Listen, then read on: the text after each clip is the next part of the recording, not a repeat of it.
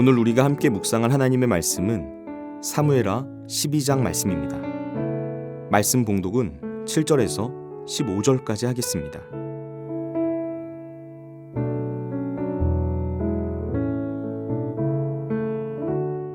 나단이 다윗에게 이르되 당신이 그 사람이라 이스라엘의 하나님 여호와께서 이와 같이 이르시기를 내가 너를 이스라엘의 왕으로 기름 붓기 위하여 너를 사울의 손에서 구원하고 내 주인의 집을 내게 주고 내 주인의 아내들을 내 품에 두고 이스라엘과 유다 족속을 내게 맡겼느니라.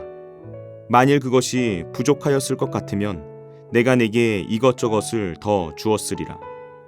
그러한데 어찌하여 내가 여호와의 말씀을 업신여기고 나 보기에 악을 행하였느냐. 내가 칼로 햇사람 우리야를 치되 암몬 자손의 칼로 죽이고 그의 아내를 빼앗아 내 아내로 삼았도다. 이제 내가 나를 업신여기고 햇사람 우리야의 아내를 빼앗아 내 아내로 삼았은즉 칼이 내 집에서 영원토록 떠나지 아니하리라 하셨고 여호와께서 또 이와 같이 이르시기를 보라 내가 너와 내 집에 재앙을 일으키고 내가 내 눈앞에서 내 아내를 빼앗아 내 이웃들에게 주리니 그 사람들이 내 아내들과 더불어 백주에 동침하리라. 너는 은밀히 행하였으나 나는 온 이스라엘 앞에서 백주에 이 일을 행하리라 하셨나이다 하니 다윗이 나단에게 이르되 내가 여호와께 죄를 범하였노라 하매 나단이 다윗에게 말하되 여호와께서도 당신의 죄를 사하셨나니 당신이 죽지 아니하려니와 이 일로 말미암아 여호와의 원수가 크게 비방할 거리를 얻게 하였으니 당신이 낳은 아이가 반드시 죽으리이다 하고 나단이 자기 집으로 돌아가니라. 우리야의 아내가 다윗에게 낳은 아이를 여호와께서 치심에 심히 앓는지라. 아멘.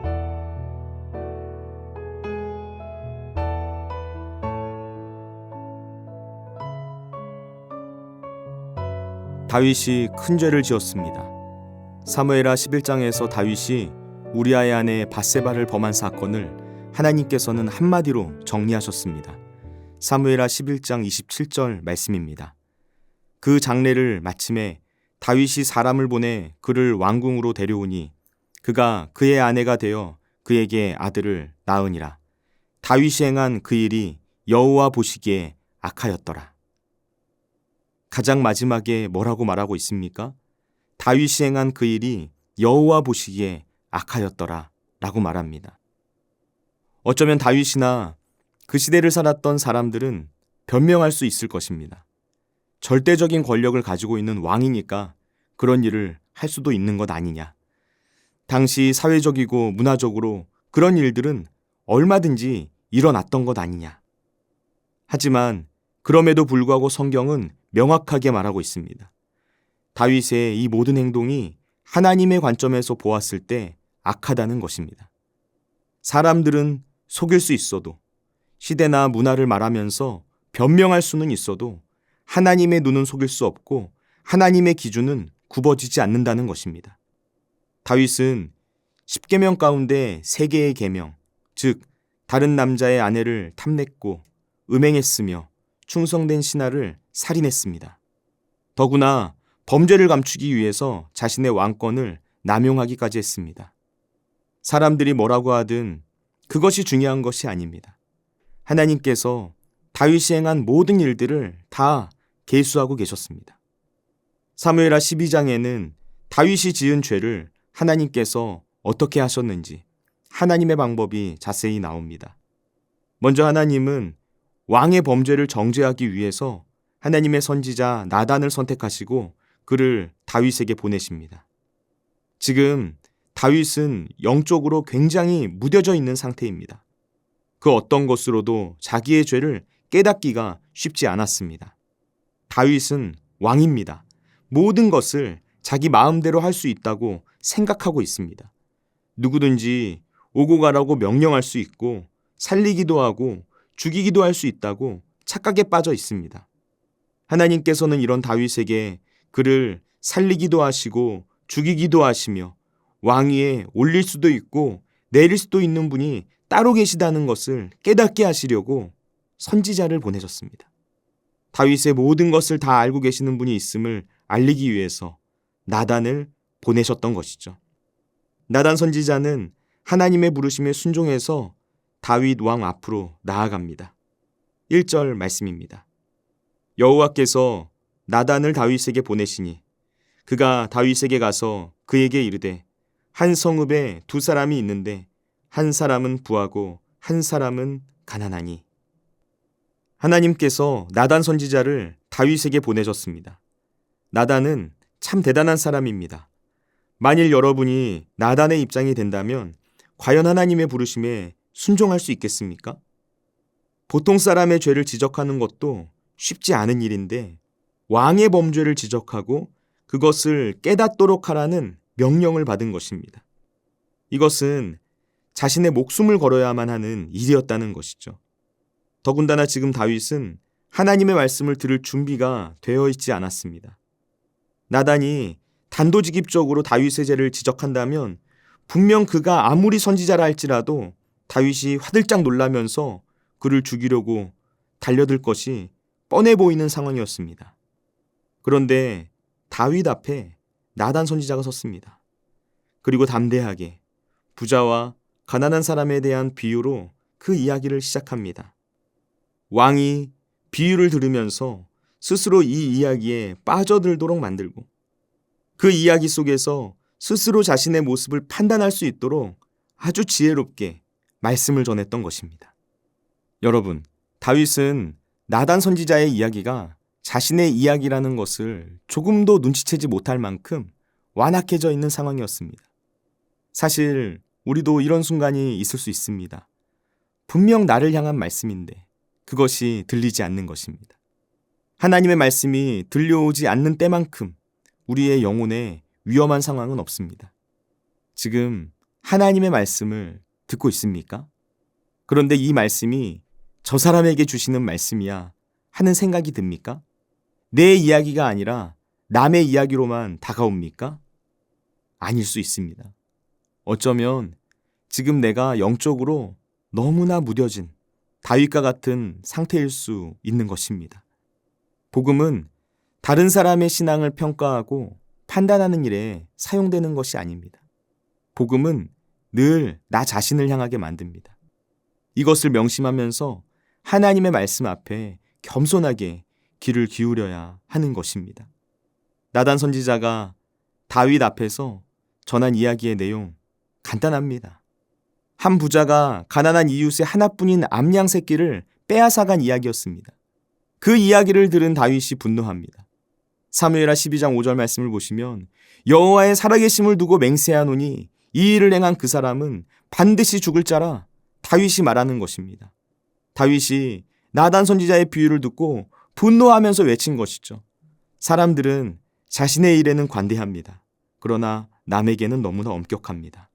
다윗은 지금 자신의 모습은 전혀 보지 못한 채 이야기 속에 나오는 그 부자, 그 사람은 마땅히 죽어야 한다고 외치고 있는 것입니다. 그러자 이 말이 나오기를 기다렸다는 듯이 나단 선지자가 대답하는 것이죠. 7절 말씀을 보시면 당신이 그 사람이라 이야기하고 있습니다. 나단 선지자가 다윗에게 한 말입니다. 그리고 이어서 말합니다. 하나님께서 다윗을 지켜주시고 인도하시고 부족함이 없게 하셨는데 다윗은 욕심을 이기지 못하고 남의 아내를 빼앗고 친구를 죽였다. 다윗의 잘못을 아주 적나라하게 고발하는 것입니다. 하나님께서 내리실 벌과 저주까지 선포합니다. 여러분, 만약 여러분이 다윗이라면 어떻게 반응했을 것 같습니까? 누군가 나를 찾아와서 바로 이게 당신의 죄입니다 라고 말한다면 그때 여러분은 어떻게 반응할 것 같나요? 오늘 다윗의 모습을 보시기 바랍니다. 13절 상반절에서 다윗이 이렇게 이야기하는 거예요. 내가 여호와께 죄를 범하였노라.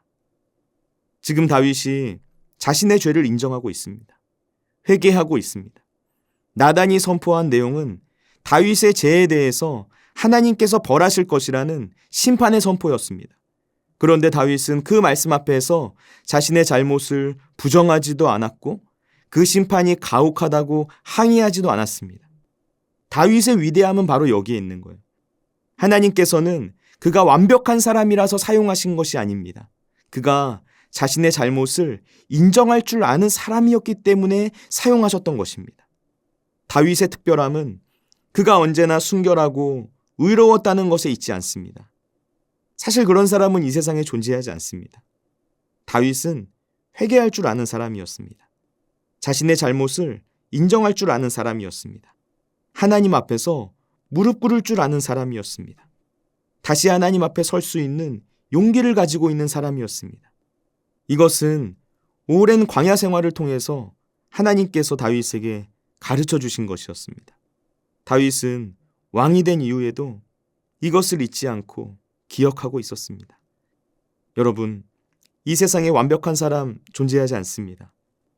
성경에서 말하는 완전한 사람이란 하나님의 존재를 믿으면서 동시에 자신의 연약함을 인정하는 사람입니다. 내가 실수하고 잘못했을 때 그것을 깨닫고 돌이킬 수 있는 사람입니다. 죄를 전혀 짓지 않는 것이 성숙한 사람이 아니라 죄를 지었어도 그것을 깨닫게 하셨을 때 속히 회개하여 돌이킬 수 있는 사람이 성숙한 사람입니다. 기도하겠습니다. 우리를 사랑하시는 하나님 아버지, 오늘 우리에게 말씀하여 주옵소서. 이 혼탁한 시대 가운데서 우리의 문제가 무엇이며 우리가 무엇을 어떻게 범죄하였는지 깨닫게 하여 주옵소서. 하나님의 말씀이 선포될 때 그 말씀을 듣는 많은 자들이 귀를 기울이고 회개하여 돌이키게 하여 주옵소서. 하나님, 우리가 주님께서 베풀어 주신 은혜에 감사하지 못했음을 용서하여 주옵소서. 하나님께서 이미 우리에게 주신 것이 너무나도 많은데 그것을 부족하다 말하고 원망하고 불평하며 더 많은 것을 탐내며 살아갔었던 우리를 용서하여 주옵소서. 오늘 하루를 감사하는 마음으로 살게 하시고 죄악으로부터 돌이켜서 새로운 삶의 자리로 나아갈 수 있도록 인도하여 주옵소서. 오늘도 우리와 함께 하시는 예수님의 이름으로 기도드립니다. 아멘. 하늘에 계신 우리 아버지, 아버지의 이름을 거룩하게 하시며 아버지의 나라가 오게 하시며 아버지의 뜻이 하늘에서와 같이 땅에서도 이루어지게 하소서. 오늘 우리에게 일용할 양식을 주시고 우리가 우리에게 잘못한 사람을 용서하여 준 것 같이 우리 죄를 용서하여 주시고 우리를 시험에 빠지지 않게 하시고 악에서 구하소서. 나라와 권능과 영광이 영원히 아버지의 것입니다. 아멘.